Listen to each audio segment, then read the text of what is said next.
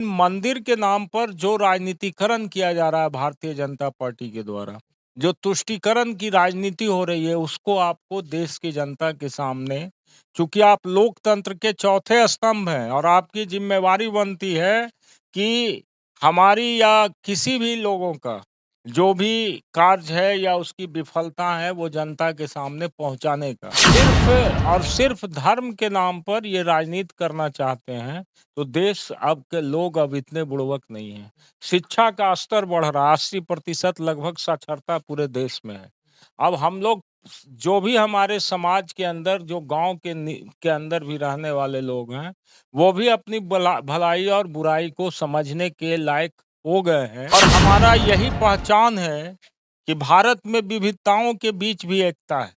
पंडित जवाहरलाल नेहरू जो इस देश के पहले प्रधानमंत्री थे, उन्होंने अपनी पुस्तक डिस्कवरी ऑफ इंडिया में लिखा कि there is unity among diversity in India. Bharat में विविधताओं के बीच एकता है। तो कश्मीर से कन्याकुमारी तक हमारी जो संस्कृति हमारे पूर्वजों ने दिया है, उस संस्कृति को कोई मिटाना चाहता है तो देश की जनता को निश्चित रूप से उनके खिलाफ खड़ा होने की जरूरत है। जय हिंद, मैं हूं प्रद्युमन यादव और आप देख रहे हैं ग्रेजुएट न्यूज। अभी हम इस वक्त मौजूद हैं इस्लामपुर विधानसभा में और अभी हमारे साथ मौजूद है इस्लामपुर विधानसभा के माननीय विधायक राकेश रोशन जी। और जैसा कि आप लोग को पता है कि 2024 में लोकसभा के इलेक्शन होने वाला है और कैसा क्या मूवमेंट है इनसे हम जानने का प्रयास करेंगे, क्योंकि ऐसे विधायक है कि मतलब जनता से डायरेक्ट ही मिलते हैं और जनता के लिए मतलब जनता दरबार भी लगाते हैं। मतलब ऐसे विधायक बिहार में इकलौता विधायक है जो मतलब जनता से डायरेक्ट मिलते हैं, समझिए कि मुखिया की तरह मिलते हैं। ऐसे तो आप लोग देखते होंगे कि मुखिया जी से भी आप लोग मिलने जाते होंगे तो अच्छे से नहीं मिल पाते होंगे, लेकिन विधायक जी से जितना मिलना आसान है उतना मिलना मुखिया से भी आसान नहीं है।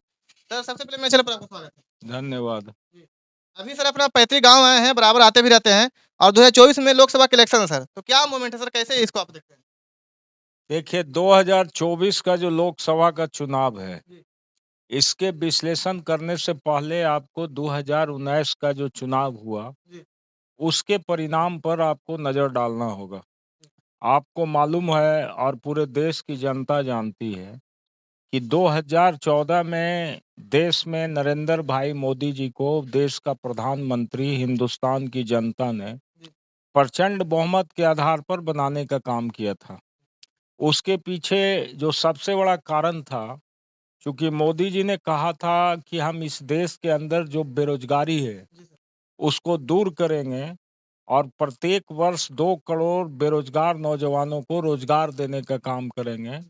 इसके अलावा उन्होंने ये वादा किया था कि भ्रष्टाचार जो हमारे देश के अंदर है, उस भ्रष्टाचार को मिटाने का काम करेंगे और जो काला धन खास करके हिंदुस्तान का विदेशों में पड़ा हुआ है, जिसको हम इस देश में ला करके देश की तरक्की के लिए लगाएंगे। और इसी के चलते उन्होंने कहा था कि हम एक-एक भारतीय के खाते पर 14-14 लाख रुपया हम वहां भेजने का काम करेंगे। ये सारी बातों के आधार पर देश की जनता ने उन पे विश्वास किया और विश्वास करके नरेंद्र मोदी जी को प्रचंड बहुमत के साथ देश की गद्दी पर बैठाने का काम किया। आज 10 वर्ष बीतने जा रहे हैं, 2 बार के प्रधानमंत्री रहे और 10 वर्ष का अंतराल एक लंबी अवधि होती है प्रधानमंत्री के लिए।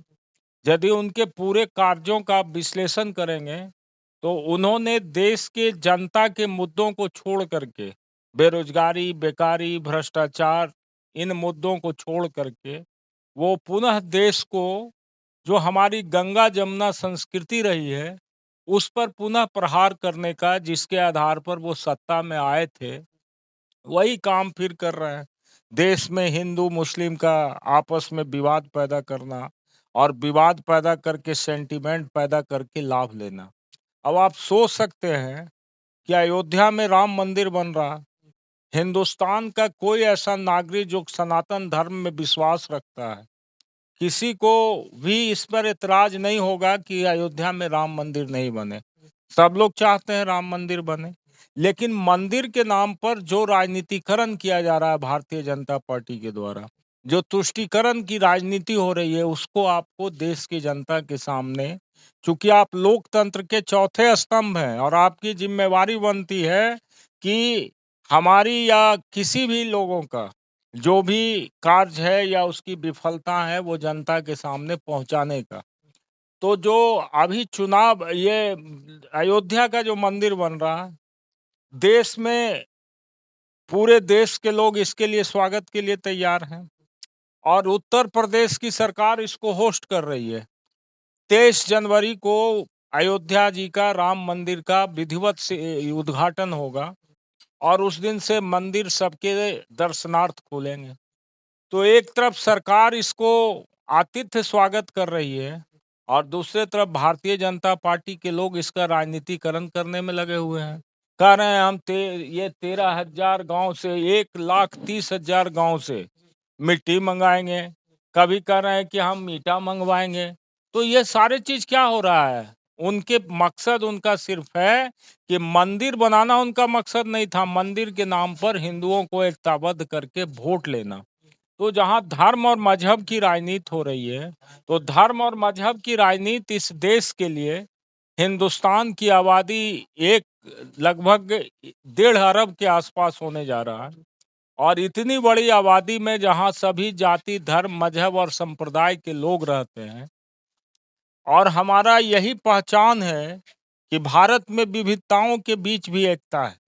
पंडित जवाहरलाल नेहरू जो इस देश के पहले प्रधानमंत्री थे, उन्होंने अपनी पुस्तक डिस्कवरी ऑफ इंडिया में लिखा कि there is unity among diversity in India. Bharat में विविधताओं के बीच एकता है। तो कश्मीर से कन्याकुमारी तक हमारी जो संस्कृति हमारे पूर्वजों ने दिया है, उस संस्कृति को कोई मिटाना चाहता है तो देश की जनता को निश्चित रूप से उनके खिलाफ खड़ा होने की जरूरत है। अब जहां तक माहौल की आप बात करते हैं, तो अभी 4 प्रदेश में चुनाव हुआ। इन 4 प्रदेशों में इंडिया जो हमारा गठबंधन है विपक्ष का, पूरे भारत के विपक्षी पार्टियों का, उसको कांग्रेस, चूंकि सबसे बड़ी पार्टी है, कांग्रेस लीड कर रही थी। कांग्रेस, जिन राज्यों में चुनाव हुआ वहां कांग्रेस ही थी, दूसरी पार्टियों का उस रूप में वजूद नहीं था। अब कांग्रेस बड़े भाई की भूमिका में थी, तो उनकी जिम्मेवारी थी कि इंडिया गठबंधन को मजबूती के आधार पर जमीन पर उतारना और बीजेपी के खिलाफ लड़ाई देना। लेकिन कांग्रेस के लोगों ने इंडिया गठबंधन का सही ढंग से अगुवाई नहीं कर पाए और वो अकेले इस चुनाव को लड़े, जिसका लाभ भारतीय जनता पार्टी के लोगों ने उठाया और उठा करके ये 3 प्रदेश में सरकार बनाए हैं। लेकिन प्रदेशों में सरकार बनाना और राष्ट्रीय स्तर पर सरकार बनाना, दोनों में काफी भिन्नता है। हम लोगों का ये प्रयास पुनः जारी है। 19 तारीख को दिल्ली में, इसी 19 तारीख को, 19 दिसंबर को इंडिया गठबंधन की महत्वपूर्ण बैठक होने जा रही है और हमारे सारे दिग्गज, जितने देश के हमारे सभी प्रांतों के नेता हैं, सभी लोग इकट्ठा हो रहे हैं दिल्ली में नई रणनीति बनाने के लिए। किस तरह से हम सीट टू सीट बीजेपी के खिलाफ लड़े और बीजेपी को किस तरह से इस देश में हराया जाए, इसकी रणनीति बनने जा रही है। और हम समझते हैं कि 2024 में देश की जनता निश्चित रूप से देश के विकास के लिए, गरीबी को दूर करने के लिए, महंगाई को दूर करने के लिए, बेरोजगारी को दूर करने के लिए, भ्रष्टाचार को दूर करने के लिए भारतीय जनता पार्टी को गद्दी से हटाने का काम करेगी और इंडिया गठबंधन के नेतृत्व में एक नई सरकार बनेगी। आपका कहने का मतलब ये है कि मतलब 2024 में भारत की जनता है जो मतलब जुमलेबाज को एकदम साफ कर देगी। जुमलेबाजी तो मैंने पहले ही बताया कि क्या क्या जुमलेबाजी इन्होंने। वादा पूरा नहीं हुआ। देखिए, लोकतंत्र में जनता मालिक है। हम जो कुछ भी करते हैं पब्लिक प्लेटफॉर्म पर हमारे कामों का असेसमेंट होता है। तो हमने जिन मुद्दों को अभी आपके सामने गिनाने का काम किया, ये सारे मुद्दे जनहित के मुद्दे थे और इन मुद्दों को इन्होंने पीछे ढकेल करके विदेश घूमने सिर्फ और सिर्फ धर्म के नाम पर ये राजनीति करना चाहते हैं। तो देश अब के लोग अब इतने बुड़वक नहीं हैं। शिक्षा का स्तर बढ़ रहा, 80% लगभग साक्षरता पूरे देश में है।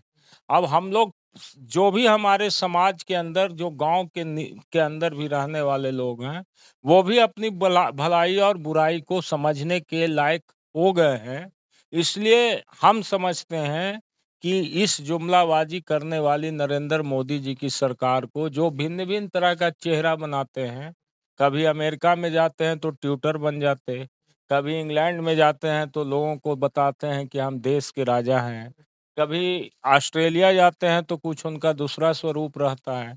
तो ये जो इनका भिन्न-भिन्न तरह का स्वरूप बना के जनता को दिग्भ्रमित करने का जो ये इनका प्रयास है, 2024 में सफल नहीं होने वाला है और 2024 देश की जनता तय करेगी कि इस बार विकास की सरकार बनेगी या देश के विनाश की सरकार बनेगी।